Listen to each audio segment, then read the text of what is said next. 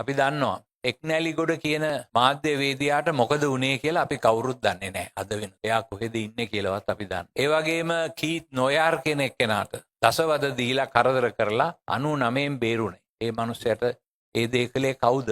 ඒවට යුක්තියක් අද නැහැ. ඊට පස්සේ සිදුවෙච්ච අනිකුත් දේවල් විනාශකාරී දේවල් තුලින් මනුෂ්‍යත්වය සම්පූර්ණයෙන්ම බිඳ වැටුණා. ලසන්තා වික්‍රමතුංග කියන මාධ්‍යවේදියාට සිදුවුණු ඉතාමත් භයානක මරණය. මේ සියල්ලම පිටිපස්සේ හිටියේ දේශපාලන ලෝකයේ අපේ නායකයෝ. නමුත් ඒ කිසි කෙනෙක් ගැන කිසිම විදියකට යුක්තියක් ඉෂ්ට වුණේ නැහැ. තාමත් ඒක වෙලා නැහැ. අද වෙනතුරු අදත් පවතින රජයෙන් මේ දේවල් හරියටම කෙරෙනවද කියලා මම දන්නේ නැහැ. පාස්කු ප්‍රහාරය පිළිබඳවත් අපිට කියන්න තියෙන්නේ අන්න ඒකම. අපිට පොරොන්දු දුන්නා. නොයෙකුත් ආකාරයේ පාලකවරු රට පාලනය කළ අය පොරොන්දු දුන්නා. පොරොන්දු දීලා ඇවිල්ලා ඒක පොරොන්දුවක්වත් ඉෂ්ට කරේ. ජාතීන් අතර ආගම් අතර ભેද ඇති කරලා, ભેද බින්න කරලා රට ඡන්දය ලබා ගැනීමේ ප්‍රවණතාවය තමයි 1948 ඉඳලා අපේ නායකයෝ ලංකාවේ කරේ. ජාතීන් අතර ආගම් අතර අර්බුද ඇති කරවීම. ඇති කරවලා ජාතිකත්වය සහ ආගම්වාදය පතුරවලා ඒකෙන් ඡන්දය ලබාගෙන දිනාගෙන අයුතු සහගත සමාජ ක්‍රමයක් ශ්‍රී ලංකාව තුල බිහි කරලා ලංකාව වහල් බවට ඇද දැම්ම අපේ දේශපාලන නායකයෝ ඔක්කොම. මේ බටලන්ද පිළිබඳ වාර්තාවත් අන්න ඒ වගේ ඊ타මත්ම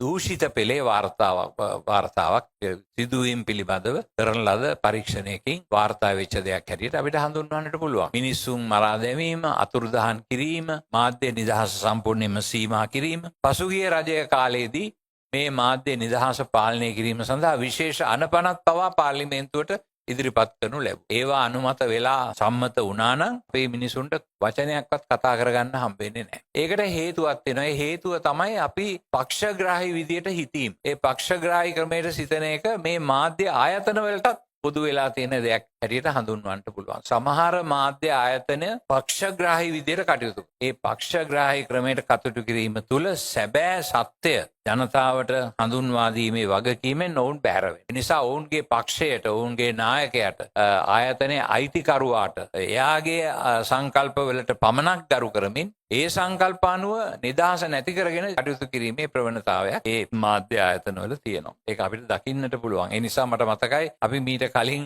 ආණ්ඩුව තියෙන කාලේ අපි සමහර පුවත්පත් අපි බැලුවේ නැහැ. බලලා වැඩක් නැහැ කියලා අපිට හිතුණා. මොකද මේකේ කවදාවත් සත්‍ය එළිදරව් වෙන්නේ නැහැ. ඒ පක්ෂයට හිතවත් විදිහට තමයි මේ වාර්තාවල් යන්නේ කියලා. මේ ක්‍රමවේදය වෙනස් කරන්නට ඕන. අපි මේ රජයේ බලයට පත් කරන්නට කටයුතු කළේ ඒ ක්‍රමවේදය වෙනස් කරන්න. නමුත් ඒ ක්‍රමවේදය වෙනස් වෙන්නේ නැත්නම් ඉතින් අපිට ආයෙසරක් හිතන්න. ඒ නිසා මේ අවස්ථාවේදී මා ප්‍රකාශ කරනවා කරුණා කරලා දුන්න පොරොන්දු ඉෂ්ට කරන්න. විශේෂයෙන්ම මාධ්‍ය නිදහස, මානසික මනුෂ්‍ය ගරුත්වය, ස්වාධීනත්වය පාවා දෙන්න එපා. ඒ පාවා දුන්න සංස්කෘතිය ඉවර කරන්න සදාටම ශ්‍රී ලංකාව තුළ නව චින්තනයක්, නව සංස්කෘතියක් ඇති කරන්න. ඒකට තමයි ඔබට අපි බලය දුන්නේ. ඒ ක්‍රමවේදයේ අනුව යන්නට අවශ්‍ය නීති රීති වෙනස් කරන්න. ඒවා වෙනස් කරන්න කල් ගන්නට ඕනේ නැහැ. Tamanට බලය දීලා තිනවා නම් ඒ බලය පාවිච්චි කරලා ඒවා වෙනස් කරන්න පුළුවන්. ඒවා වෙනස් කරන්න. නිදහස ඇති කරන්න. මාධ්‍ය නිදහස, මානුෂීය නිදහස,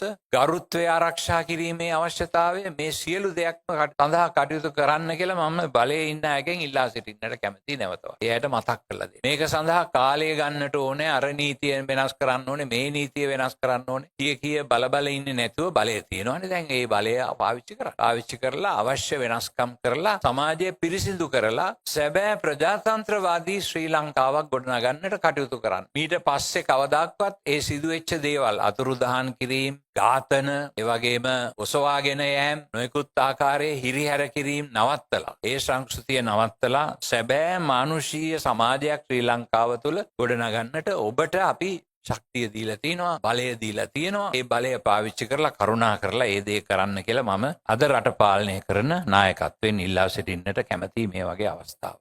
ඒ අපේ වගකීමක් විය යුතුයි. අපේ එඬේරීක සහ දිවස් ප්‍රසාදී වගකීමක් විය යුතුයි අපේ සමාජය තුළ ඒ වෙනස ඇති කරවන්නට. අපි නායකත්වයේ ගත්තොත් ඒම තමයි කරන්නට ඕනේ මේ රට. ඒ නිසා කරුණා කරලා ඒ දේ කරන්න. මොකද අපි ජනසන්නිවේදන නිදහස ආරක්ෂා කළොත් රට ඉදිරියට යාවි පිරිසිදු චින්තනයක් තුළ, පිරිසිදු ආකල්ප තුළ. ඒක ඇති කරන්නට කටයුතු කළ යුතුයි. වහාම ක්‍රියා කළ යුතුයි. පාස්කු ප්‍රහාරය සම්බන්ධවත් අපි තාමත් ඉල්ලා සිටිනවා. තියෙන්නේ. එදා කටුවපිටිය දේවස්ථානයේදී අතිගරු ජනාධිපතිතුමා විසින් දෙන ලද පොරොන්දුව ඉෂ්ට කරන්න කටයුතු කරන්න හැකි ඉක්මනින්. ඒ අය කිව්වේ කාලයේ වැලි තලාවට මෙහි සත්‍යතාවය යටපත් කරන්නට ඉඩ දෙන්නේ නැහැයි කියන පොරොන්දුවයි ඒ අය දුන්නේ. ඒ නිසා ඒ පොරොන්දුව ඉෂ්ට කරන්න මොකද පාස්කු ප්‍රහාරය පිළිබඳව අපි නිහඬ වෙලා නැහැ. අපි බලාගෙන ඉන්නවා. අපි බලය දුන්නා. දැන් අපි ඒ බලය පාවිච්චි කරලා ඒක පිළිබඳ හරියාකාර විමර්ශනයක් කරලා හැකි ඉක්මනින් එය කරලා ඒකට අවශ්‍ය වෙන නීති රීති සම්පාදනය කරලා ඒ නීති රීති වෙනස් කරන්නට අවශ්‍ය නම් ඒවා වෙනස් කරලා යුක්තිය සහ සත්‍යය එතනදී සිදු වුණේ මොකක්ද කියන එක පිළිබඳ රහසිගතව ඒවා හංගගෙන ඉන්න හදන්නේ නැතුව එක එක්කෙනා සමග ඩීල් දාන්න යන්නේ නැතුව සත්‍ය වෙනුවෙන් කටයුතු කරන්න කියලා අපි ඉල්ලා සිටින්නට කැමති මේ දැන් පාලනය කරන අය. අපිට ඒ පොරොන්දුව දුන්නා. ඒ පොරොන්දුව ඉෂ්ට කරන්න කරුණාකරලා. තව මාසයකින් පමණ අපි මේ පාස්කු ප්‍රහාරයේ 6 වෙනි සංවත්සරය සමරන. ඒ නිසා මේ 6 වෙනි සංවත්සරයට කලින් අපිට මේ පිළිබඳව යුක්තිගරුක සහ සාධාරණ සංඥාවක් ලැබුණොත් රජයෙන් අපි කැමති ඒ ගැන සතුටු වෙන්න. නැත්නම් ඉතින් අපිට සිද්ධ වෙනවා නැවත වරක් පාරට බහින්න. වෙන විකල්පයක් අපිට ඇත්තේ නැහැ. ඒ නිසා කරුණා කරලා මා මේ අවස්ථාවේදී ඉල්ලා සිටින්නේ මේ රට තුල නැති වෙච්ච මාධ්‍ය නිදහස, මාධ්‍ය වේදීන්ට ගෞරවයෙන් යුතුව සමාජය තුල Tamanගේ වගකීම ඉෂ්ට කිරීමට ඇති හැකියාව ඉඩකඩ ආරක්ෂා කර දෙන්න කටයුතු කරන්න. මේ තියෙන දරදඬු ව්‍යවස්ථාවල් වෙනස් කරන්න ධෛර්යමත් වෙන්න. ඔබට බලය දුන්නා. නමුත් ඒ බලය අවභාවිතා කරන්නට නෙමෙයි දුන්නේ මේ බලය යොදවා ගනිමින් මේ තියෙන සමාජය පිරිසිදු කරන්න. ඒ පැරණි සංස්කෘතියේ දේශපාලකයන්ව අපි ප්‍රතික්ෂේප කළා. ඒ පැරණි දුර්දාන්ත ක්‍රමවේදය මෙහෙවපු නායකයන්ව අපි ප්‍රතික්ෂේප කළා. එහෙමනම් දැන් අපිට ලැබිලා තියෙන නායකත්වය මේ අවස්ථාවෙන් ප්‍රයෝජන අරගෙන උන් අපට දුන්න පොරොන්දු ඉෂ්ට කරමින් සමාජය පිරිසිදු කරලා යහපත් සැබෑ ප්‍රජාතන්ත්‍රවාදී, සැබෑ මානව හිතවාදී, සැබෑ ජාතීන් ආගමිකයන් එකතු කරන නව රටක්, නව ශ්‍රී ලංකාවක් ගොඩනගන්නට ඉක්මනින් කඩිනමින් පියවර ගන්න කියලා මම ඉල්ලනවා.